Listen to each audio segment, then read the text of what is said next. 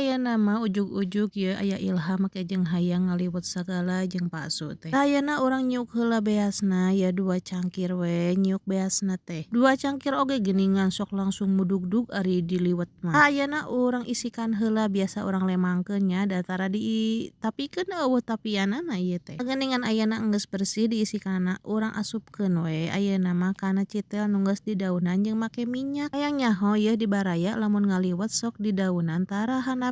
Ari abi mah nya osok ameh henteu tutung tas sisa ngukrakna teh. Ayeuna urang tambahan salam terusan laja bawang bodas bawang beureum nya terusan ayeuna make pecin uyah jeung penyedap rasa. Sanggeusna mah urang aduk-aduk we sina merata si samarana teh anu tadi geus diabuskeun. Tambahan deui minyak we luhurna ameh henteu lengket atawa nempel. Tadi teh Pak suami teh mawa lejet cenah ti si mamah teh cenah ieu urang pake coel sambal we seupan lejetna. Deuk atuh ari moal digoreng mah urang seupan we lumayan keur ubar darah tinggi ongkoh. Tah lejetna geus disiksikan urang kumbah we ayeuna mah sina bersih. Sanggeus bersih mah nya urang ayeuna kukus ya pake dandangan kukus abi anu osok dipake ngukus ieu teh tina stainless bahanna teh. Simpen we ayeuna mah seupan lejetna mah tah ieu liwatna geus ngabuluk-buk urang turuban we ku daun jeung ku turub panci. Turub citel ketang tuh geuningan ujug-ujug we geuningan geus leumpeuh wae ieu teh tah geuningan geus ngagoplakna teh saeutik-saeutik tereh asak. Lik deui ayeuna kana seupan lejet tuh geuningan tereh asak da kanu panci ieu mah tereh asak atuh da. Enci susun serbaguna abi teh atuh ieu mah tereh asak pisan da ieu mah tina bahan stainless tereh panasna oge. Nu hoyong sami ieu aya nya engke dina linkna. Tah ayeuna urang ngagoreng heula asin ieu teh boga asin 2 bungkus urang goreng heula. Teu cocoknya ari sangu liwet mah henteu jeung asin teh tah ieu boga asin meber 2